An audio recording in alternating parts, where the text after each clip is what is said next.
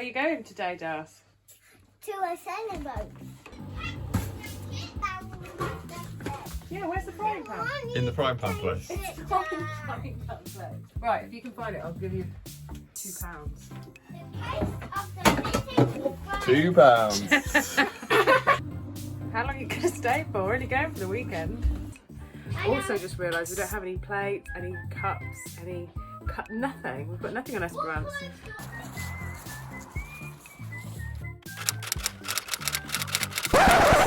What? What have you done? Nothing. I'm just looking in the tea cupboard in case I put the van keys there. What else are we doing? You lost the van keys. A good probably 90 minutes after we thought we'd leave, because I still can't find the van keys. And I remember putting them somewhere safe. You know when you're like, right, I'm gonna put them here and they'll be safe. And not in there. So I've just got into the camper van with Eric here. This is Uncle Joe's camper van, and he said we can borrow it for the duration of the fish out of Esperance, which is amazing. It's a bit old, a bit battered, but the main thing is it's got a bed, a little sink area. It just gives me somewhere to sleep and get out of Esperance when she's a mess over the winter. We need to go in the van. Oh wait, we need to go in the van. Ready to go. And Kelly's in the way of the van, but what's going on, Kel?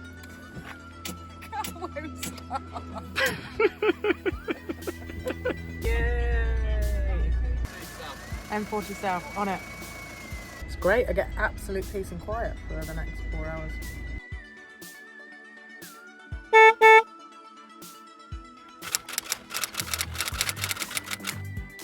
We went the wrong way. Got the keys, signed the paperwork, and now we're going finally, whoops, to see our boat.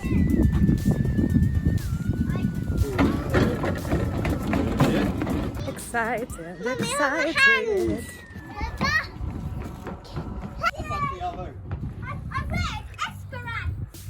This is our boat.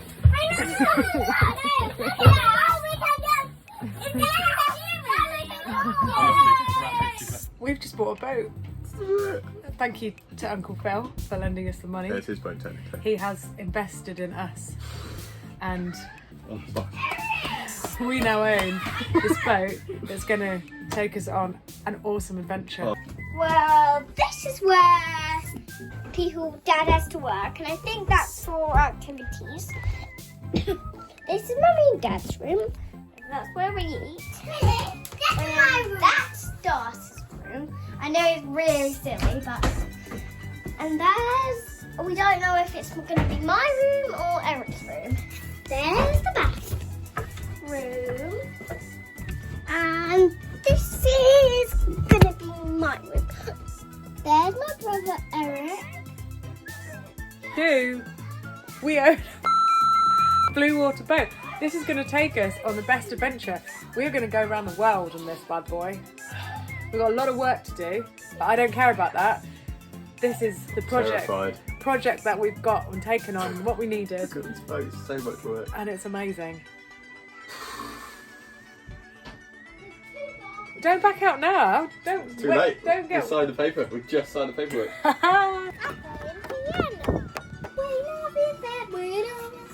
We're going to put the slide, Well, Mum. we're not having a slide while we're in the UK. That's not on the top of the list.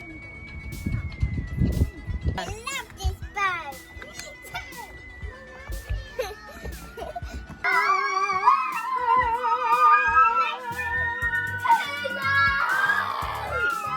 So we've just been and picked up some diesel. We just got a barrel full of diesel because I've no idea how much is in Esperance's fuel tank, and we could run out any time. So it's got 20 litres there just in case. And I've got this lot, and now I've got to take them all back.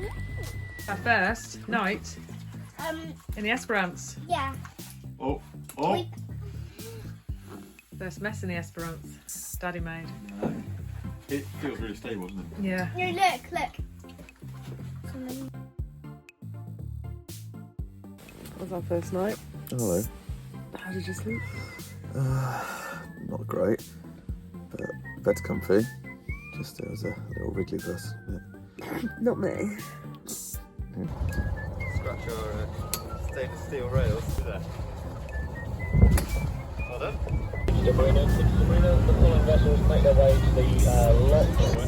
Here we are. Just sailed away, or cruising away from Chichester Marina, which has been the home of Esperance for the last few years. And now onto waters new. We're taking her for the weekend. We're going to have a little adventure with the kids just around the Solent. And then on Sunday she's going to Hailing Island. She's going to be hauled out on Monday. And then the work is going to start. Yeah, it was quite a nervous lockout because it was just a bit cramped in there. Yeah, we got there. But just handling a new boat, just learning to handle her. There's nothing wrong, but I just could have done it a bit quicker. Anyway, We didn't crash, that's the main thing. I see some dolphins. No, you don't. No. Aw, that's what you did. There'll be some somewhere in there, I promise you. She's like auto help.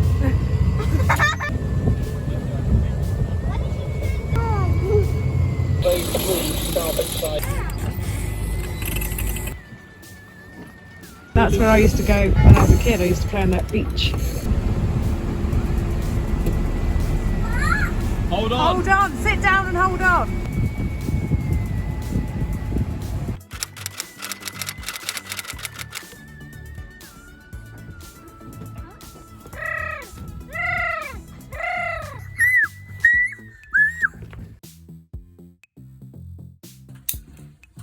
What's happened to you? I was actually on just on the phone to Matt, marvelling about how big the water tanks were. Because This. there's 4 water tanks on board, and I've been filling what I thought was one of the smaller ones for over an hour. I couldn't believe it's still not full. It's come down, and the boards are floating around, and all Eric's clothes are soaking wet. So that's good. It's full there. So maybe there's a slight leak. But the nice news is, it's no longer, I literally turned the bilges on for a second, and they're just literally like a gush overboard, really solid, like almost like a fire hose. That's just bilge. So that's fantastic. It's all coming out clean as well. So what is a bilge? Well, a bilge is the lowest inner part of the boat where excess water collects. Now, there's many reasons for water to gather in a bilge. Condensation, heavy rain, water could have leaked in through hatches. It could be leaked from the fresh water on board, for example, the tanks or the toilets or the taps, or even just spilling of drinks. Bilge water can be found on almost every boat, and it's pretty normal, but it's important to check your bilges daily and to know what is normal for your boat. One of the tests you do with bilge water is you taste it. So some bilge water will be fresh water, and we kind of don't really have to worry so much about that. But sometimes you could find that it's salt water, and that could mean a big problem. It could mean that you've got a hole in your boat. So checking your bilges, really important. Now in our case, the bilges here flooded because we had a problem or a leak with our water tank. In the fresh water system, yeah. Now we all know how important keeping water out of a boat is. So the way that we keep water out of the boat is by having an electric pump on board called a bilge pump. Now this automatically starts taking water out of the boat as soon as the water level in the bilge gets too high. He's just using some simple physics to fix the problem we got with the front bilge.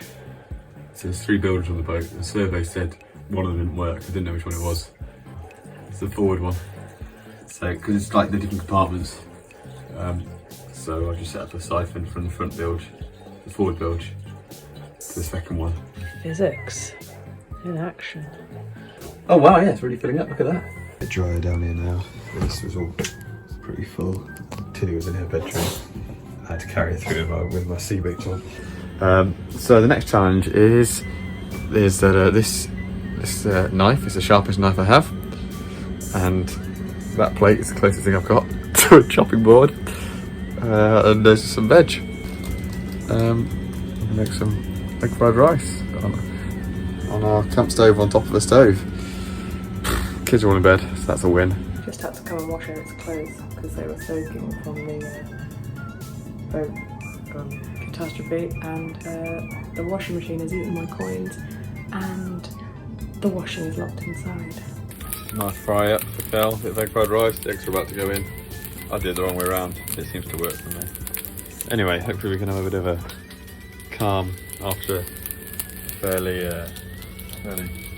emotional first day. But it's all good. We got here safe. Floods sorted. Washing's nearly sorted. And Kel sent me a text saying she's waiting for the guy. Hopefully we have a bit of chill out this evening, rest, and then yeah, our friend's coming tomorrow. So we can do our proper sail then with a bit of crew help and actually test it out and learn a few more things about her. Bye.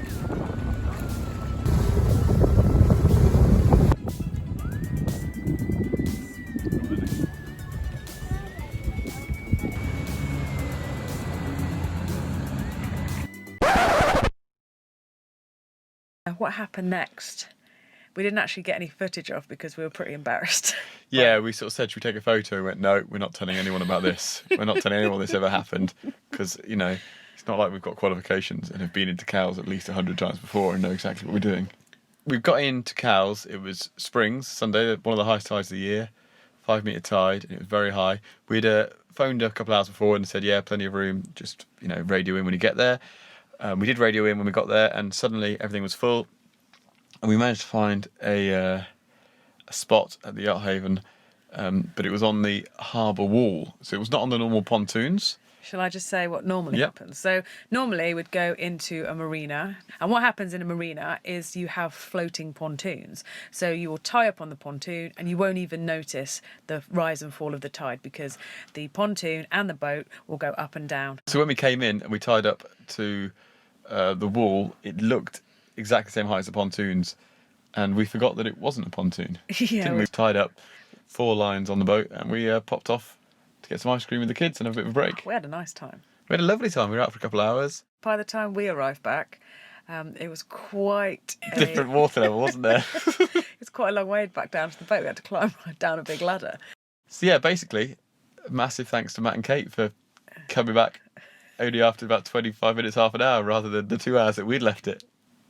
Yeah, so what they did is they were able to slacken the lines so that the boat dropped was still tied on and the lines were much longer. Whereas if we'd have been in charge and have come back, the lines would have been very short and the boat would have basically been left hanging. I suspect if we'd come back when we came back, most of the lines would no longer be lines.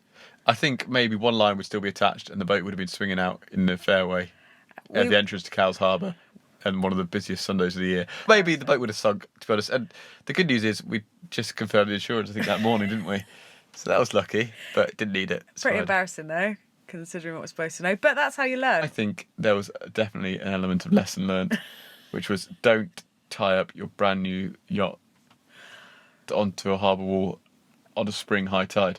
And leave it there for 2 hours. And leave it there for a couple of hours. Yeah, don't do that. Unless you've got some really good Unless crew. you've got some really good crew who didn't have an ice cream and just came straight home. Thank you, Matt and Kate. What happened? Put my foot through the floor. Hurt my back, to be honest. I don't know why I'm laughing. We bought a wreck of a boat. That whole thing was held up. And that board there, the only thing stopping that going down is that bit of leverage there being slightly glued on. Actually, it wasn't even glued on, I think it was just... Nice. So yeah, don't step on that corner there. Ganger, the old sea dog. He's wearing Eric's hat. Thank you, pulling. Right. More. A little bit more. Okay, that's it. Well done.